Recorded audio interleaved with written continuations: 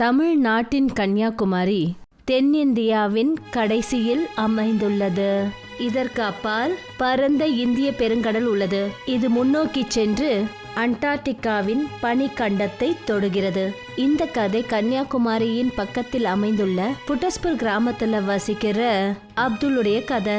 அப்துல் ஆடு வளர்க்குற வேலையை பார்த்துக்கிட்டு இருந்தாரு. அவர்கிட்ட சின்னது பெருசுன்னு எல்லாம் சேர்த்து கிட்டத்தட்ட 20 ஆடுகள் இருந்தது. அடையாளத்துக்காக அவர் ஆடுங்களோட உடம்புல வெள்ளை கலர் பெயிண்ட்ல நம்பர் எழுதி இருந்தாரு.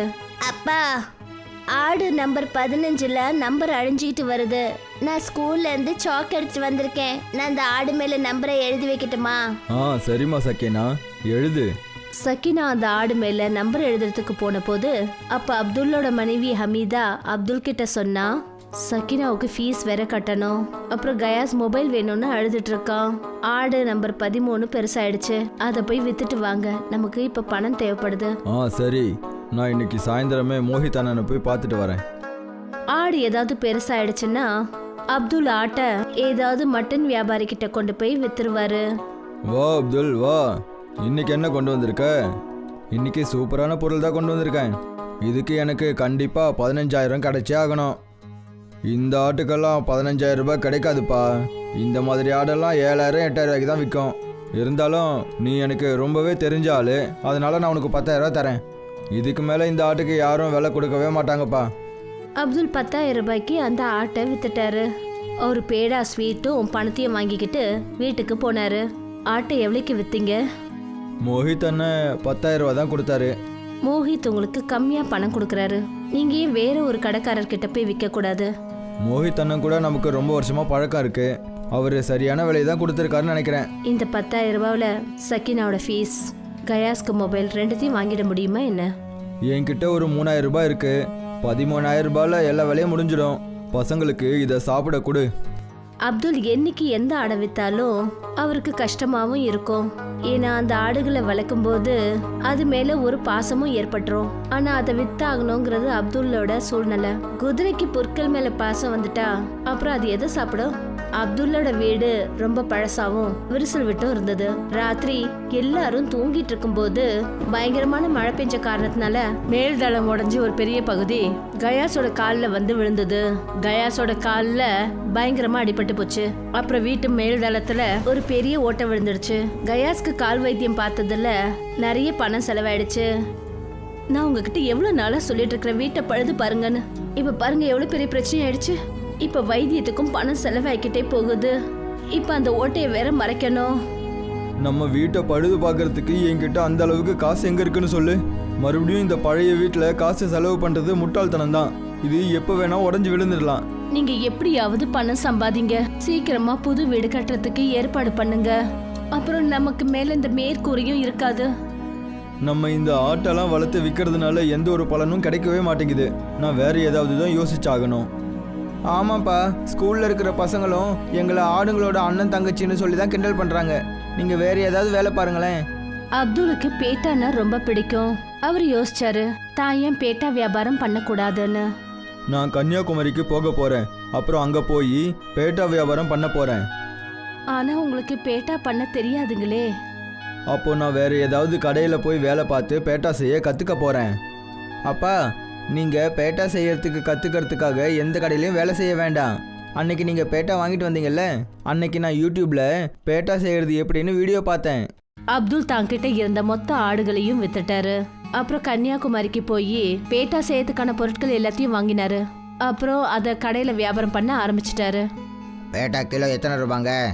கிலோ வெறும் 200 ரூபாய் தாங்க. ஏன் பசங்க கலர் பேட்டா தான் சாப்பிடுவாங்க. உங்ககிட்ட கலர் பேட்டா இருக்குதா? அட, இப்போ இல்லைன்னு, ஆனால் சீக்கிரமாகவே அதையும் தயார் பண்ணிடுவோம். மெல்ல மெல்ல அப்துல்லோட வியாபாரம் அதிகமாச்சு. அப்புறம் அவருடைய கடை நகரத்துல அப்துல் பேட்டா ஸ்வீட் கடைன்ற பேர்ல ரொம்ப ஃபேமஸ் ஆக ஆரம்பிச்சது. அப்துல் கிட்ட பணம் ஓரளவுக்கு சேர்ந்ததுக்கு அப்புறமா அவர் தனக்குன்னு ஒரு சொந்த வீட்டை கட்டினாரு. பசங்களா, உங்களோட எக்ஸாம் எல்லாம் முடிஞ்சதுக்கு அப்புறமா நம்ம எல்லாரும் ஸ்ரீலங்கா போய் சுற்றி பார்க்கலாம். அப்துல்லோட குடும்பம் ஸ்ரீலங்காவை சுத்தி பார்க்க போன போது அப்ப அவர் தான் கூட தான் கடையோட பேட்டாவையும் கொண்டு போனாரு. அவரு ஸ்ரீலங்கா ஜனங்களுக்கு ஃப்ரீயா பேட்டா கொடுத்தாரு. நீங்களே சொல்லுங்கண்ணே, எங்களோட பேட்டா எப்படி இருக்கு? உண்மையிலேயே இந்த பேட்டாவோட சுவை சூப்பராக இருக்கு. எங்களோட ஊரில் அலின்ற பேரில் ஒருத்தர் பேட்டா விற்கிறாரு. ஆனால் இன்னைக்கு தான் எனக்கு தெரிய வருது, அந்த அலியோட பேட்டா கொஞ்சம் கூட சுவையே இல்லை. அப்துல்லோட குடும்பமும் அலியோட பேட்டாவை வாங்கி சாப்பிட்டாங்க. சீ, இது ரொம்ப கசப்பா இருக்கு. இத முழுங்க கூட முடியல. அப்பா, கன்னியாகுமரியில தான் உங்க கடை ஃபேமஸ் ஆயிடுச்சே. அந்த கடையை நீங்க வேலைக்காரங்க பொறுப்புல விட்டுட்டு இங்க ஒரு சொந்தமா கடை போடுங்கப்பா. நீ ரொம்ப சரியாக சொன்ன சக்கினா. இப்போ நம்ம பிஸ்னஸை ஸ்ரீலங்காலையும் ஆரம்பிக்கலாம். அப்துல் இந்தியாவில இருந்து பேட்டாவை வரவழைச்சாரு. அப்புறம் ஸ்ரீலங்கால தன்னோட வியாபாரத்தை ஆரம்பிச்சாரு. ஸ்ரீலங்காலையும் அப்துல்லோட வியாபாரம் வேகமா பரவ ஆரம்பிச்சது. அலியோட பேட்டாவை இப்போ மக்கள் முகர்ந்து பார்க்கறத கூட விட்டுட்டாங்க. அலி ஒரு நாள் அப்துல் கிட்ட போனாரு. இங்க பாருங்கண்ணே, நீங்க உங்க பேட்டாவை எப்படி தயார் பண்றீங்க? நான் உங்களோட செய்முறையை கத்துக்க நினைக்கிறேன். உங்களுக்கு ரொம்பவே நன்றி நண்பா. நான் பேட்டாவை எப்படி செய்கிறேன்றது எல்லாத்தையும் உங்களுக்கு தெளிவாக சொல்கிறேன். அலி அப்துல் பேட்டா தயார் பண்றதுக்கான விதத்தை முழு ப்ராசஸையும் பார்த்தாரு. அவருக்கு அந்த வித்தியாசம் புரிஞ்சு போச்சு. வித்தியாசம் என்னன்னா ஃப்ரெஷ்ஷான பூசணிக்காவோட குவாலிட்டி தான். அப்துல் அண்ணே, நீங்க எதுக்காக இவ்வளோ குவாலிட்டியில் பேட்டாவை செஞ்சு எல்லாருக்கும் விற்கிறீங்க? லோ குவாலிட்டியில் பேட்டாவை செய்யுங்க. செலவும் கம்மியாயிடும், வருமானமும் அதிகமாயிடும். இல்லை, என்னால் அப்படியெல்லாம் பண்ணவே முடியாது. நான் என்னோட கஸ்டமர்களுக்கு ரொம்பவே நல்ல குவாலிட்டியில் செய்கிற பேட்டாவை தான் கொடுக்கணும்னு நினைக்கிறேன். நீங்களும் நீங்கள் செய்கிற பேட்டாவோட குவாலிட்டியை அதிகப்படுத்துங்க. இங்கே பாருங்க, ஒருவேளை நீங்களும் நானும் லோ குவாலிட்டியில் பேட்டாவை செஞ்சு விற்றோம்னா அப்புறம் உங்கள் குவாலிட்டிக்கும் என் குவாலிட்டிக்கும் சந்தேகமே யாருக்கும் வராது. 2 பேருக்கும் வருமானம் அதிகமாகும். உங்களுக்கு ஓகேன்னா நான் என்னோட இம்போர்ட்டர் கிட்ட சொல்லி உங்களுக்கும் தர சொல்கிறேன். அவர் உங்களுக்கும் லோ குவாலிட்டி பேட்டாவை தருவார். இல்லைண்ணே, எனக்கு லோ குவாலிட்டியில் பேட்டா வேண்டாம். ஒருவேளை இந்த ஆள் மட்டும் இங்கே இருந்தானா அப்புறம் என்னோட வியாபாரம் மொத்தமாக அழிஞ்சிடும். அலி ஒரு லேடி கிட்ட கொஞ்சம் பணத்தை கொடுத்தாரு. அப்புறம் அவளை அப்துல் கிட்ட அனுப்பி வச்சாரு. என்கிட்ட கையில காசு இல்ல, ஆனா எனக்கு ஸ்வீட் சாப்பிடணும்னு ரொம்ப ஆசையா இருக்கு. நீங்க எனக்கு கொஞ்சம் உங்க பேட்டா தரீங்களா? தங்கச்சி, உங்களுக்கு எவ்வளோ வேணுமோ நீங்கள் சாப்பிடுங்க. அல்லாவோட கருணையால் நீங்கள் சாப்பிட்றதால என்னோட வருமானம் எந்த அளவுக்கும் குறைஞ்சே போயிடாது. உங்களோட குரல் பேட்டா மாதிரியே இனிமையா இருக்கு. நீங்க என்ன தங்கச்சின்லாம் சொல்லாதீங்க. என்னோட பேரு ரசீலி. இன்னும் நீங்க இந்த பேரை சொல்லியே கூப்பிடலாம். நான் உங்களை தனிமையில சந்திக்க விரும்புறேன். உங்ககிட்ட டைம் இருக்கா? அலியோட பிளான் என்னன்னா ரசீலி அப்துல்ல தன்னோட வலையில சிக்க வைக்கணும்னு. அப்புறம் அவர் மேல பொய்யான பழிய சுமத்தி அவருக்கு கெட்ட பேரை வாங்கி கொடுத்து ஜெயிலுக்கு அனுப்பணுன்றதுதான் பிளான். ஆனா அலியோட பிளான் வெற்றி அடையவே இல்லை. அப்துல் ரசீலி பேசுற பேச்சை கேட்டு அவளை எடை போட்டாரு. அப்புறம் ரொம்ப உறுதியா சொன்னாரு, நான் ஒரு கல்யாணான ஆளு, அதனால என்னால் உங்களை தனியாலாம் பார்க்க முடியாது. ஒரு பொண்ணை வச்செல்லாம் அந்த ஆளை மயக்கவே முடியாது. நீங்க வேற ஏதாவது பிளான் போடுங்க. அலி தனக்கு தெரிஞ்ச ஒரு மந்திரியை பார்க்கறதுக்கு போனாரு. மந்திரி ஐயா, அப்துல்ன்ற பேர் கொண்ட ஒரு இந்தியன் என்னோட வியாபாரத்தில் தடை பண்ணிக்கிட்டே இருக்கான். நீங்கள் எப்படியாவது உங்களோட அதிகாரத்தை பயன்படுத்தி அவனை திரும்பவும் தமிழ்நாட்டுக்கு அனுப்பி வச்சுருங்களேன். இந்திய அரசாங்கத்தோட நல்ல உறவு வச்சுக்கிறது நமக்கு இப்போ ரொம்பவே முக்கியம். இந்திய அரசு எல்லா விதத்துலேயும் நமக்கு உதவி பண்ணிக்கிட்டே இருக்காங்க. இந்த நேரத்தில் ஒரு இந்திய வியாபாரிக்கு கஷ்டத்தை கொடுக்கறது நல்லதே கிடையாது. நீ உன்னோட பிரச்சனையை நீயே பார்த்துக்கோ. அலி ரொம்ப கோவத்தோட தன்னோட வீட்டுக்கு போனாரு. என்ன ஆச்சு? இப்பெல்லாம் நீங்க ஏன் இவ்வளோ டென்ஷனா வரீங்க? இப்போ என்னோட பிரச்சனையை தெரிஞ்சுக்கிட்டு நீ என்ன பண்ண போற? உனக்கு நல்ல நகையும் நல்ல துணியும் மட்டும்தானே வேணும். நகையும் நல்ல துணிமணிகளையும் போட்டுக்கிறதுல என்னங்க தப்பு இருக்கு? ஆனா உங்களோட பிரச்சனைக்கு காரணம் என்னன்னு தான் சொல்லுங்களேன். என்னால முடிஞ்சா நான் ஏதாவது வழி சொல்லுவேன்ல. அலி தன்னோட மனைவி கிட்ட விஷயங்களை சொன்னாரு. என் அண்ணன் ஷாருக் அண்டார்டிகாவுக்கு சுற்றுப்பயணம் போறாரு. அந்த ஆளை கப்பல்ல கொண்டு போய் அண்டார்டிகால எங்கேயாவது தூக்கி போட்டுருங்க. அங்க ஒரே பனிக்கட்டியா இருக்கும்.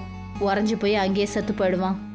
அலியோட மச்சான் அண்டார்டிகா பயணம் செய்யற நாள் அன்னைக்கு ஒரு நாள் முன்னாடி அலி சில முகமூடி போட்ட ரவுடிங்களோட அப்துல்ல கடத்தினாங்க. அப்துல்லோட கால் கைகள்லாம் கட்டி போட்டு கண்ணுல துணியை கட்டி விட்டு கப்பல்ல கொண்டு வந்து போட்டாங்க. அலியோட மச்சான் அப்துல்ல பனி நிறைஞ்ச அண்டார்டிகா பனிமலையில வீசிட்டு வந்துட்டாங்க. அங்கெல்லாம் ரொம்ப தூரம் வரைக்கும் பனிக்கட்டியை தவிர வேற எதுவுமே கிடையாது. எப்படியோ அப்துல் தன்னோட கண்ணில் இருந்த கட்டை அவுத்தாரு. இப்போ நான் எங்கே வந்துட்டேன்? இங்கே ரொம்பவே குளிராக இருக்கே, ரொம்பவே பசிக்கவும் செய்யுது. இங்கே சாப்பிட்றதுக்கு எதுவும் கிடைக்காது போலையே. அப்போதான் அப்துலுக்கு தான் பின்னாடி இருந்து யாரோட சத்தமும் அவர் காதில் விழுந்தது. அப்துலுக்கு பின்னாடி ஒரு வெள்ளை கரடி நின்றுட்டு இருந்தது. பாலு அப்துல்ல துரத்த ஆரம்பிச்சது. அப்புறம் அப்துல்ல இங்க அங்கன்னு ஓட வச்சது. ஹே அல்லா, இப்போ இந்த ஆபத்து எங்கேருந்து வந்துச்சு? அப்துல் சில்லுன்னு ஒரு தண்ணியில குதிக்க வேண்டியதா ஆயிடுச்சு.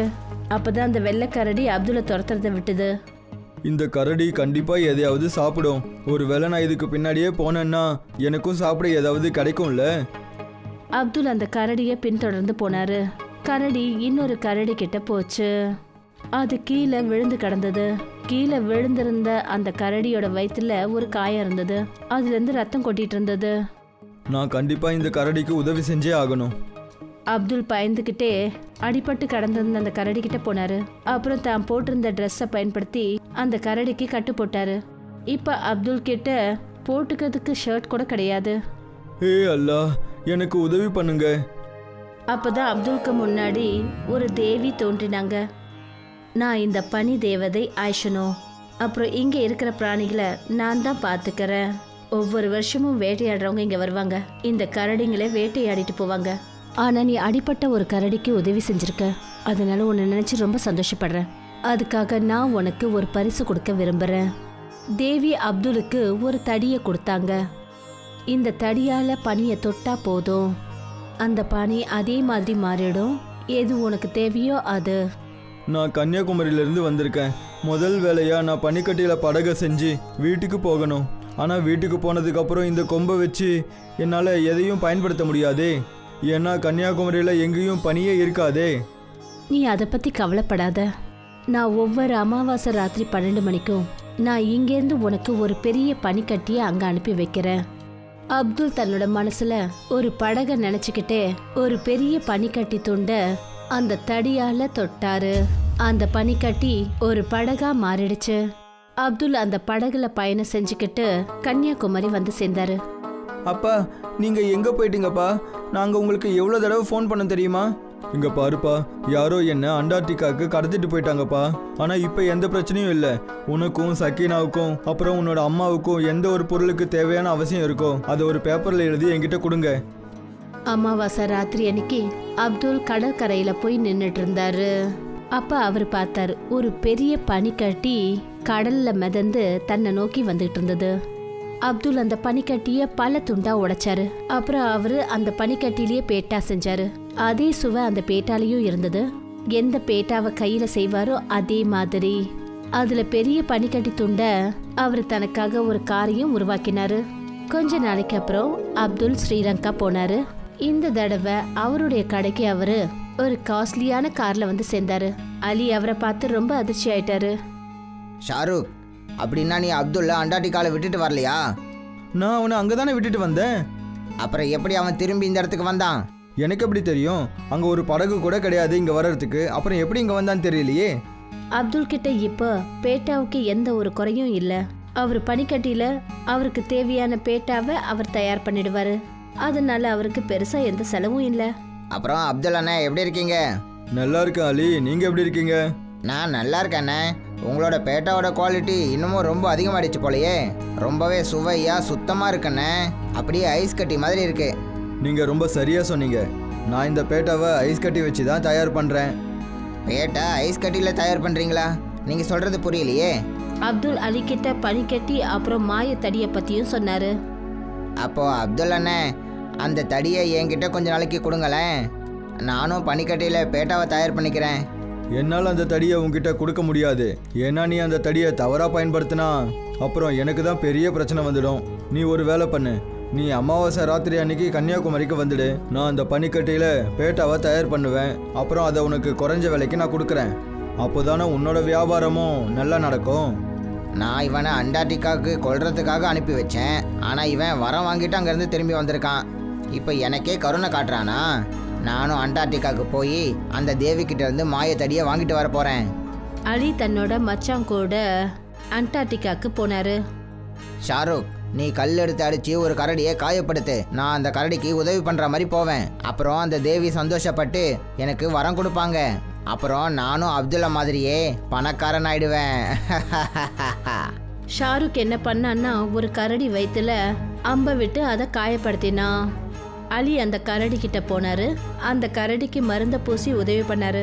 அப்பதான் பனி தேவதை அந்த இடத்துல தோன்றினாங்க. நீ பேசினதை நான் கேட்டேன். நீ என்கிட்ட வரம் பெறறதுக்காக வேணும்னுமே அந்த கரடிய காயப்படுத்தியிருக்க. உனக்கு நிச்சயம் தண்டனை கிடைக்கும். தேவி 4 கரடிய அலி பின்னாடி அனுப்பினாங்க. அலி தன்னோட உயிரை காப்பாத்திக்க ஐஸ் தண்ணியில குதிச்சாரு. அடே, யாராவது என்னை இங்கேருந்து காப்பாத்துங்க. இந்த கரடி என்னை விடவே மாட்டேங்குதே. என்னை மன்னிச்சிருங்க தேவி, என்னை இங்கேருந்து வெளியே அனுப்புங்க, நான் வீட்டுக்கு போகணும். இது போலதான் அலி தான் செஞ்ச தவறுக்கான தண்டனையை அனுபவிச்சாரு. கோலாப்பூருங்கிற நகரத்துல சம்வாத் தன்னோட மனைவி குழந்தைங்களோட வாழ்ந்து வந்தாரு. கோலாப்பூர்ல வெயிலால வறண்டு போன காரணத்தினால ஜனங்க அதிகபட்சம் அவங்க வீட்டுக்குள்ளேயே இருப்பாங்க. எவ்வளோ வெயிலா இருக்கு, ஏதோ நரகத்துல இருக்க மாதிரி இருக்கு. அட என்னங்க நீங்க எப்ப பார்த்தாலும் நரகம் அது இதுன்னு பேசிக்கிட்டே இருக்கீங்க. இதெல்லாம் கொஞ்ச நாள் பிரச்சனை தான், எல்லாம் சீக்கிரம் சரியாயிடுங்க. நீயும் 1 மாசமா இதே தான் சொல்ற. இன்னைக்கு நல்லா சாப்பிட்ரு, நாளைக்கு நமக்கு சாப்பாடும் கிடைக்காது. வேற கிராமத்துல நகரத்துல இருக்கிற மாதிரி நம்மளும் சந்தோஷமா இருந்தா. மத்த கிராமத்து ஆம்பளைங்க எப்பவும் வேலை செய்யறாங்க, நல்லா உழைக்கிறாங்க. உங்களை மாதிரி ஒண்ணும் இல்ல, சும்மா வெட்டியா வீட்டுல உட்காந்துக்கிட்டு பேசிட்டு இருக்க. உனக்கு என்ன திட்டலன்னா எப்பவும் சந்தோஷமாவே இருக்காதா? எப்பவாவது என்ன கொஞ்சம் தான் பாராட்டி பேச. பாராட்டுற மாதிரி ஏதாவது வேலை செஞ்சாதானே. சம்வாஸ் தன்னோட மனைவி பாக்யா கிட்ட சண்டை போட்டுக்கிட்டு வீட்டை விட்டு வெளியே போனாரு. சரிங்க சம்வாதண்ணே, இங்க என்ன பண்ணிக்கிட்டு இருக்கீங்க? சும்மா சொல்லக்கூடாது, நீங்க பெரிய ஆளுதான். எப்பவும் இந்த கிராமத்துல ஏதாவது நடந்ததுக்கு அப்புறமா தான் வரீங்க. ஆஹா சூப்பர். நான் ஒன்னு சொல்லவா? முதல்ல உங்க வேலையை பாருங்க. அங்க பாத்தீங்களா, ஷேரு நகரத்துல இருந்து ஐஸ் வாங்கிட்டு வந்திருக்கான்.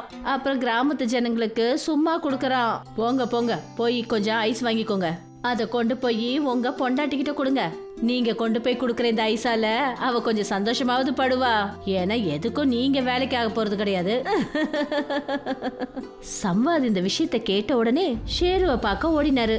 அப்புறம் அவர்கிட்ட கேட்டாரு, அட ஷேரு அண்ணா, நீங்க இவ்வளோ பெரிய ஐஸ் கட்டிங்களை எங்க இருந்து கொண்டு வந்தீங்க? நீங்க கிராமத்து ஜனங்களுக்கு உதவி செய்யறத பார்க்க சந்தோஷமா இருக்கு. ரொம்ப ஐஸ் வைக்காதீங்க, ஐஸ் எடுத்துட்டு போங்க. நான் உங்ககிட்ட இதுக்கு காசு கேட்க மாட்டேன். இல்ல, நீங்க எனக்கு ஒரு விஷயத்த சொல்லுங்க. நீங்க இந்த ஐஸை எங்க இருந்து வாங்கிட்டு வரீங்க? நான் மறுபடியும் உங்ககிட்ட ஒன்று சொல்றேன், எடுத்துட்டு போங்க, தேவையில்லாம பேசாதீங்க. அந்த சமயத்துல என்னமோ சம்வாத் எதுவும் பேசாம ஐஸ் கட்டியை வாங்கிட்டு வீட்டுக்கு போனாரு. அப்புறம் தன்னோட மனைவி பாக்யா கூட ரொம்ப ஆர்வத்தோட ஐஸ் கட்டியை தண்ணியில கலந்து குடிச்சாரு. ஷேரு எவ்வளவு நல்ல மனுஷனா இருக்காரு. ஜனங்களுக்கு ஐஸ் கட்டியை கொடுத்து அவங்க தாகத்தை தீக்கிறாரு. இல்லன்னா இந்த வெயிலுக்கு நம்ம நிலைமை என்ன ஆகுனே தெரியாது. ஆனா இதுக்கு முன்னாடி நீ என்ன சொல்லிட்டு இருந்த? இன்னும் கொஞ்ச நாள்ல வெயில் காலம் போயிடும். உன்னோட மனசு இருக்கே, இந்த ஐஸ் மாதிரி இப்படியும் அப்படியும் பேசிட்டு இருக்கு. அடுத்த நாள் சம்வாத் ஷேருவை பின்தொடர்ந்து போனாரு. அப்புறம் அவர் பின்னாடியே அந்த ஐஸ் கட்டி இருக்கிற இடத்துக்கு போனாரு. அங்க போய் பார்த்தா யாரோ ஒரு தெரியாத மனுஷங்கிட்ட பேசிட்டு இருந்தாரு. இங்க பாருங்க, இன்னும் சில நாளைக்கு ஐஸ் கொடுங்க, நான் உங்ககிட்ட கெஞ்சி கேட்டுக்கிறேன். இதனால என்னோட கிராமத்துல என்னோட மரியாதை அதிகமாயிடும். அப்படியே நான் என் கிராமத்துக்கு தலைவராகவும் ஆயிடுவேன். சரி சரி, இங்க பாரு, இதுதான் கடைசி முறை. இதுக்கப்புறம் நான் உனக்கு ஒரு ஐஸ் துண்டு கூட கொடுக்க மாட்டேன்.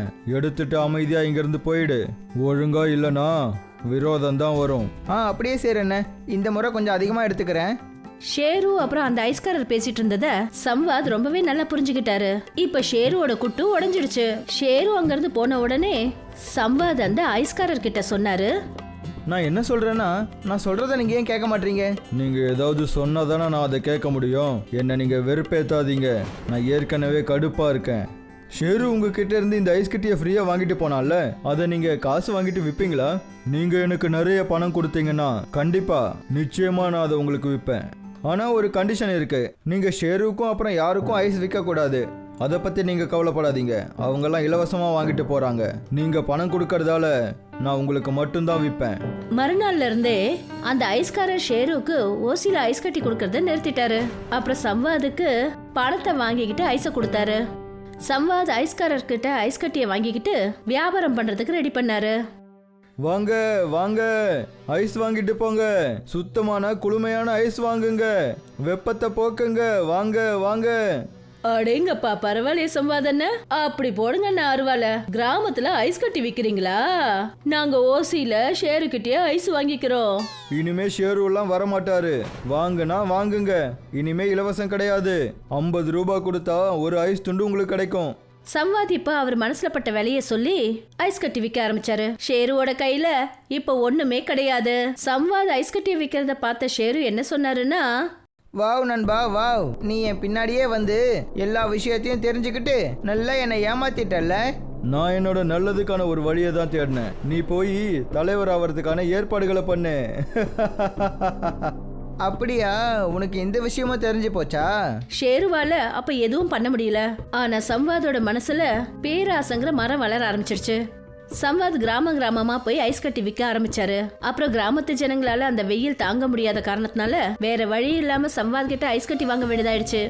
இன்னிலிருந்து எனக்கு நிறைய ஐஸ் கட்டி வேணும். நான் உங்களுக்கு நிறைய பணம் தரவும் தயாரா இருக்கேன். நான் என்ன இங்க ஐஸ் மலையவா வச்சிருக்கேன்? என்னால உங்களுக்கு ஐஸ் தர முடியும். ஆனா இங்க இவ்வளவுதான் இருக்கு. வேணும்னா வாங்குங்க, இல்லைன்னா போங்க. ஷேரு உங்களை விட எவ்வளவோ நல்லவன். அவன் தலைவர் ஆகிறதுக்காக ஆசைப்பட்டு என்னென்னவோ பண்ணிட்டு இருக்கான். ஆனா மனசளவுல நல்லவன். சம்வாத் அதிகமான பண ஆசையில ஐஸ் கட்டியில சுத்தம் இல்லாத தண்ணியை மிக்ஸ் பண்ணாரு. அப்பதான் ஐஸ் அதிகமாகும்னு குளத்துல இருந்து தண்ணி எடுத்துட்டு வந்து அந்த ஐஸ்காரர் கிட்ட கொடுக்க ஆரம்பிச்சாரு. அதனால ஐஸ் அதிகமாகும், அப்புறம் அதிகமா பணம் சம்பாதிக்க முடியும்னு நினைச்சாரு. ஆமா, நீங்க இவ்வளவு ஐஸ் கட்டியை எங்க இருந்து எடுத்துட்டு வரீங்க? கிராமத்துல சில பேர் அந்த ஐஸ் தண்ணியை குடிச்சு உடம்பு சரியில்லாம ஆயிட்டாங்க. எனக்கு என்னமோ ரொம்ப பயமா இருக்குங்க. பணத்துக்காக ஆசைப்பட்டு நீங்க வேற ஏதாவது தப்பான வேலை செய்றீங்களா என்ன? கிராமத்து ஜனங்களுக்கு உடம்பு சரியில்லைன்னா அதுக்கு நான் என்ன பண்ணுவேன்? நான் வெறும் ஒரு ஐஸ் வியாபாரி தானே. என்னமோங்க, ஆனா தப்பான வேலை செய்யாதீங்க. ஆனா சம்வாத் யார் சொல்லியும் கேட்கல.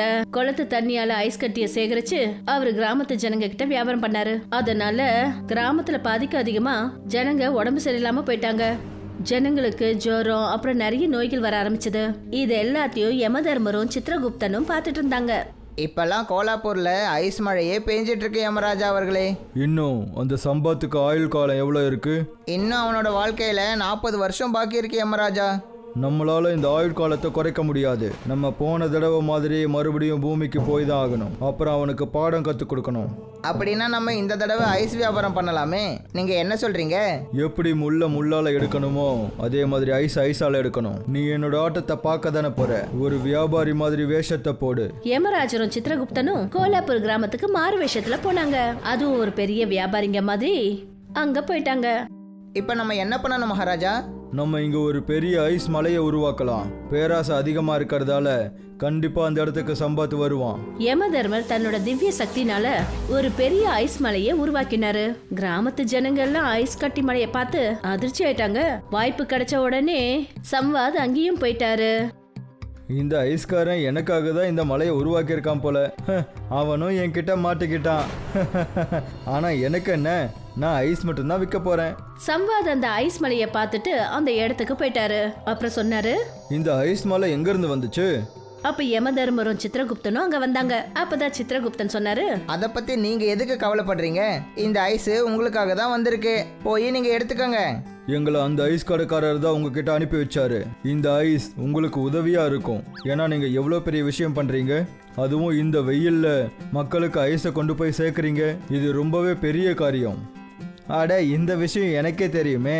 யாராவது என் மூஞ்சிக்கு முன்னாடி புகழ்ந்தாங்கன்னா அது எனக்கு ரொம்பவே வெக்கமா இருக்கும்.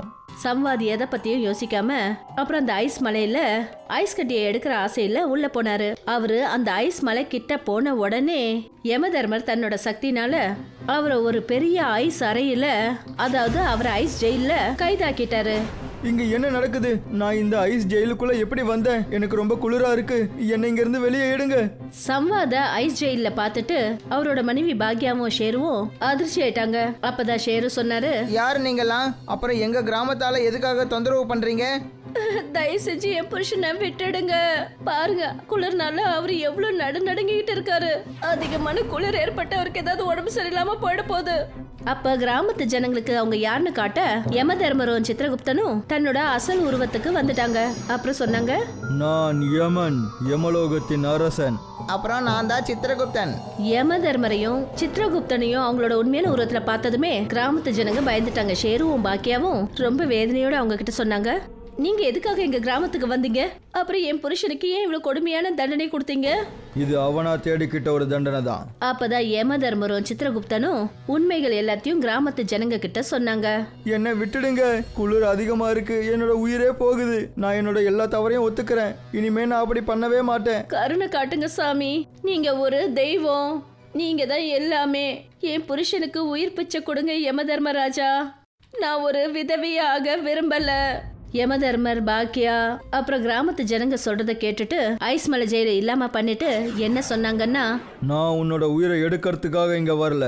நான் உனக்கு பாடம் கத்து கொடுக்க தான் இங்க வந்தேன். ஆனா உனக்கு தண்டனையை கொடுக்காம நான் இங்க இருந்து போக மாட்டேன். நீங்க தான் தண்டனையை கொடுத்துட்டீங்களே, நான் எல்லாத்தையும் புரிஞ்சுக்கிட்டேன். உனக்கு நிச்சயமா தண்டனை கிடைக்கும். இன்னையிலிருந்து நீ எப்போல்லாம் ஐஸை தொடுறியோ அதை நீ தொட்ட உடனே உனக்கு அப்பவே கரண்ட் ஷாக் அடிக்கும். இத சொல்லிட்டு யமதர்மரும் சித்திரகுப்தனும் அந்த இடத்துல இருந்து மறைஞ்சு போயிட்டாங்க. சம்வாதுக்கு அவரோட தண்டனை கிடைச்சிருச்சு. அப்புறம் அவர் தன்னோட மனைவி கூட அமைதியா இருக்க ஆரம்பிச்சாரு. கிராமத்து ஜனங்க ஷேருவை கிராமத்து தலைவரா அறிவிச்சாங்க. அப்புறம் ரொம்ப நிம்மதியா இருந்தாங்க. திவாகர் ஒரு ஏழை விவசாயி. பழங்களையும் காய்களையும் விளைய வச்சு குடும்பத்தை பார்த்துக்கிட்டு இருந்தாரு. அவர் தன்னோட தோட்டத்தில் சாணத்தையும் அப்புறம் இயற்கையான உரத்தை பயன்படுத்துவார். இதனால அவரோட விளைச்சல் எப்போவுமே நல்லா இருக்கும். கஸ்டமர்ஸ் எப்போவுமே அவர்கிட்ட இருந்து தான் காய்களை வாங்கிட்டு இருந்தாங்க. திவாகரண்ணா, பப்பாளி என்ன விலை? கிலோ 50 ரூபா. 2 கிலோ கொடுங்க. இந்தாங்க 100 ரூபா கொடுங்க. திவாகர் கிட்ட எப்போவுமே கஸ்டமர்ஸ் கூட்டம் இருக்கும். ஆனால் திவாகர் கிட்டேயே ஸ்டால் வச்சுட்டு இருக்கிற பைரவ் கிட்ட மட்டும் ஒரு நாளைக்கு 1-2 கஸ்டமர்ஸ் மட்டும்தான் வருவாங்க. ஏன்னா பைரவ் பழங்களையும் காய்களையும் விளைய வைக்கிறதுக்கு கெமிக்கல் ஃபர்டிலைசர்ஸை பயன்படுத்திக்கிட்டு இருந்தான். இதனால அவனோட விளைச்சல் நல்லாவே இருக்காது. அப்புறம் அவனோட வருமானமும் கம்மியாக இருந்தது. இதனாலேயே அவன் எப்போவுமே திவாகரை பார்த்து பொறாமப்பட்டுட்டு இருப்பான். இவட இப்பவே ஏதாவது பண்ணணும், இல்லனா என் வியாபாரத்தையே முடிச்சிருவான். பைரவ் யோசிக்க ஆரம்பிச்சான். இப்படி ரொம்ப நேரம் யோசிச்சதுக்கு அப்புறம் பைரவோட மூளையில ஒரு ஐடியா வந்தது. அவன் திவாகரை எப்படியாவது மாட்டி விடணும்னு நினைச்சான். கேட்டுக்கோங்க திவாகரண்ணா, உங்களுக்கு தெரியுமா அரசாங்கம் நம்ம விவசாயம் பண்றதுக்காக இலவசமா விதைகள் தராங்களாம். ஓ, இது ரொம்ப நல்ல செய்தியாச்சே. நல்ல விதைகள் கிடைச்சா நம்மளும் நல்ல முறையில காய்கறி பழங்கள்னு போடலாம். பின்ன எதுக்கு தாமதம்? வா, நம்ம விதைகளை வாங்கிட்டு வரலாம். சீக்கிரம் வா, போகலாம். பைரவ் தான் கூட திவாகரையும் கூட்டிட்டு போனான். அப்புறம் அரசாங்க விதை பண்டாரத்திலிருந்து விதைகளுக்கான சில பேக்கெட்ஸ் கொடுத்தான். அந்த விதைகளை வாங்கிக்கிட்டு திவாகர் அங்கிருந்து கிளம்பிட்டாரு. பைரவ் தன்னோட திட்டத்தை அமல்படுத்தினான். யாரோ அரசாங்க விதை பண்டாரத்திலிருந்து விதைகளை திருடிட்டாங்கன்ற செய்தியை நியூஸ் பேப்பர்ல பைரவ் பிரிண்ட் பண்ண வச்சான். பைரவ் அந்த நியூஸ் பேப்பர் எடுத்துக்கிட்டு திவாகர் கிட்ட வந்தான். பாருங்க திவாகரண்ணா, கவர்மெண்ட் ஆபீஸ்ல இருந்து யாரோ விதைகளை திருடிட்டாங்களாம். உங்ககிட்ட கூட கொஞ்சம் பாக்கெட்ல விதைகள் இருக்குல்ல, உங்களை கூட போலீஸ் பிடிக்கிறதுக்கு வாய்ப்பு இருக்கு. என்கிட்ட இருக்க விதை பாக்கெட்டு நீங்க கொடுத்தது தானே? ஆமா, நான் கொடுத்ததுதான். ஆனா இந்த விஷயம் போலீஸ்க்கு எப்படி தெரியும் யாருக்கிட்ட விதைகள் இருக்கு, யார் அதை திருடுனான்னு? அப்ப நான் என்ன பண்ணுவேன்? இந்த பிரச்சனை எல்லாம் தீர்ற வரைக்கும் நீ தூரமா எங்கேயாவது போயிரு. ஆனா நான் எங்க போகட்டும்? நான் உன்னை கூட்டிட்டு போறேன். பைரவ் திவாகரை கூட்டிக்கிட்டு தூரமா இருக்கிற ஒரு அடர்ந்த காட்டுக்கு போனான். அந்த அடர்ந்த காட்டுல ஆங்கிலேயர்களோட ஒரு ஜெயில் இருந்தது. நீ கொஞ்ச நாள் ஜெயில காலம் தள்ளு, அதுக்கப்புறம் நான் உன்னை வெளியே எடுத்துடுறேன். ரொம்ப ரொம்ப நன்றி அண்ணா. இக்கட்டான சூழ்நிலையில என்ன நீங்க காப்பாத்திட்டீங்க. பைரவ் அங்கிருந்து திரும்ப வந்துட்டான். ஆனா திவாகர் அந்த ஜெயில இருக்கிற ஒரு பாதாள அறையில ஒளிஞ்சுக்கிட்டு இருந்தாரு. நல்ல வேளை அந்த திவாகர் இங்க இருந்து போயிட்டான். அவன் போனக்கு அப்புறம் என்கிட்ட தான் எல்லா காய்கறி வாங்கணும். ஊர் மக்களுக்கு வேற வழி இல்ல. அப்புறம் பைரவ் அதிகமான ரேட்ல பழங்களையும் காய்களையும் விற்க ஆரம்பிச்சிட்டான். அண்ணா, உருளைக்கிழங்கு எவ்வளவு விலை? கிலோ 100 ரூபா. என்ன இவ்வளவு விலை சொல்றீங்க? நான் இப்படிதான் விற்கிறேன். உங்களுக்கு வேணானா நீங்க போய் சிட்டில வாங்கிக்கோங்க. கஸ்டமர்ஸ்க்கு வேற வழி இல்லாததால பைரவ் கிட்ட இருந்தே காய்களை வாங்கினாங்க. திவாகர் அங்க இல்லைன்ற விஷயத்த பைரவ் தனக்கு சாதகமா முழுசா பயன்படுத்திக்கிட்டான். இதே நேரத்துல சிட்டியில இருக்கிற ஒரு தங்க கடையில இருந்து சில திருடங்க தங்கத்தை திருடி சிட்டிக்கு தூரமா இருக்கிற காட்டுக்குள்ள வந்தாங்க. காட்டுல போயிட்டு இருக்கும்போது அவங்களுக்கு அந்த பழைய ஜெயில் தென்பட்டது. எல்லா திருடங்களும் அந்த ஜெயில் கிட்ட போனாங்க. இந்த தங்கத்தை எப்படி மறைக்கிறது? ஏதோ ஒரு நல்ல பிளான் போடணும். போலீஸ் கிளீஸ் வந்துட்டாங்கன்னா ஜெயிலுக்குள்ள போய் களி திங்க வேண்டிதான். இந்த தங்கத்தை உருக்கி கட்டியாக்கி ஜெயிலுக்கு வெளியே போட்டுடலாம். இப்படி பண்ணா போலீஸ்க்கு எந்த தடயமும் கிடைக்காது. இது ரொம்ப நல்ல ஐடியாவா இருக்கே. திருட்டு பையன்தான், ஆனா உன் மூளை போலீஸோட ஷார்ப்பா இருக்கே. சிட்டில இருந்து எடுத்துட்டு வந்த தங்கத்தை அந்த திருடங்க கரைய வச்சுட்டாங்க. அப்புறம் அதை தங்க கட்டிகளா மாத்தினாங்க. அவங்க தயார் செஞ்ச அந்த தங்க கட்டிகளை ஜெயிலோட செவுத்துக்கு ஒட்டினாங்க. இதனால அந்த ஜெயிலு தங்க ஜெயிலா மாறிடுச்சு. அப்புறம் ஜொலிக்க ஆரம்பிச்சது. பார்த்தேல, பாரு, பிரிட்டிஷ்கார கட்டின ஜெயில நம்ம தங்க ஜெயிலா மாத்திட்டோம். இப்ப போலீஸ் என்ன அந்த சிபிஐ ஆள கூட நம்மள பிடிக்க முடியாது. வாங்க இங்க இருந்து போகலாம். சிட்டிக்கு போயிட்டு வெற்றியை கொண்டாடலாம். அந்த திருடங்க சந்தோஷமா சிட்டிக்கு கிளம்பி போயிட்டாங்க. இன்னொரு பக்கம் சில நாட்கள் கடந்ததுக்கு அப்புறம் பைரவ் திவாகரை பார்க்கறதுக்காக அந்த காட்டுக்குள்ள வந்தான். அவன் அந்த ஜெயிலுக்குள்ள போனான். அப்புறம் சத்தமா கத்திக்கிட்டே திவாகரை கூப்பிட்டான். வெளியே வாங்க திவாகரண்ணா, நான் பைரவ் வந்திருக்கேன். பைரவோட குரலை கேட்டு திவாகர் அந்த பாதாள அறைக்குள்ள இருந்து வெளியில வந்தாரு. நல்லதாண்ணா நீங்க என்னை வந்து பார்த்தது. இல்லாட்டினா நான் இங்கே மூச்சு விடாம செத்துருப்பேன். பைரவ் திவாகரை பார்த்து தன்னோட மனசுக்குள்ள இப்படி யோசிச்சான். நீ செத்துட்டா எனக்கு தானே ரொம்ப நல்லது. பைரவ் தன்னோட மனசுக்குள்ள திவாகரை ஏமாத்தணும்ட்டு நினைச்சுக்கிட்டு இருந்தான். அவன் திவாகர் கிட்ட இப்படி சொன்னான். ஐயோ அண்ணா, சாகரத்தை பத்தி ஏன் பேசுறீங்க? உன்னால மூச்சு விட விடலனா வா, நான் உன்னை ஆத்துவாரம் கூட்டு போறேன். அங்க போய் நல்ல காத்து வாங்கலாம். எப்படி நான் உன்கிட்ட கொஞ்சம் பேச வேண்டியிருக்கு. திவாகரும் பைரவும் அங்கிருந்து கிளம்பிட்டு இருக்கிற அதே நேரத்துல அந்த ஜெயிலோட செவுத்துல இருந்து ஒரு தங்க கட்டி விழுந்துருச்சு. அந்த சத்தத்தை கேட்டு 2 பேரும் அங்கேயே நின்னுட்டாங்க. அந்த கட்டி மின்னிட்டு இருக்கிறத பைரவ் பார்த்தான். அவன் உடனே அந்த கட்டி கிட்ட போய் அந்த கட்டிய மேல தூக்கினான். இது தங்க கட்டி மாதிரி இருக்கு. பைரவ் உடனே அந்த ஜெயில பார்த்தான். அதோட சுவர்கள் எல்லாமே தங்கத்தால கட்டப்பட்டிருக்கிறத கவனிச்சான். இத பார்த்து பைரவ் ரொம்பவே சந்தோஷப்பட்டான். அவன் சந்தோஷமா இருக்கிறத பார்த்து திவாகர் பைரவ் கிட்ட இப்படி கேட்டான். என்னன்னா ரொம்ப சந்தோஷமா இருக்கீங்களே? பைரவ் உடனே அந்த கட்டிய பின்னாடி ஒளிச்சுக்கிட்டு இப்படி சொன்னான். ஒன்றும் இல்லை, நீங்க போங்க. நீங்க தான் சொன்னீங்க காத்து வாங்குறதுக்கு ஆத்தோரமா போலான்னு. ஏதோ என்கிட்ட பேசணும்னு சொன்னீங்க. நான் என்ன சொல்ல வந்தேன்னா, போலீஸ் அந்த திருடனை பிடிச்சிட்டாங்க. அந்த விதை திருடங்களை போலீஸ் பிடிச்சிட்டாங்க. உனக்கு ஒன்றும் பிரச்சனை இல்லை. போ, நீ முதல்ல வீட்டுக்கு போ. என்ன ரொம்ப சந்தோஷப்படுத்துற செய்தி நீங்க சொல்லிட்டீங்க. சரி வீட்டுக்கு போலாம். இல்ல, எனக்கு கொஞ்சம் வேலை இருக்கு. நீ போ, நான் அப்புறம் வரேன். சரி, நீங்க உங்க வேலையை முடிச்சிட்டு வாங்க, நான் அப்புறம் வரேன். திவாகர் ரொம்பவே சந்தோஷமா தன்னோட வீட்டுக்கு கிளம்பிட்டாரு.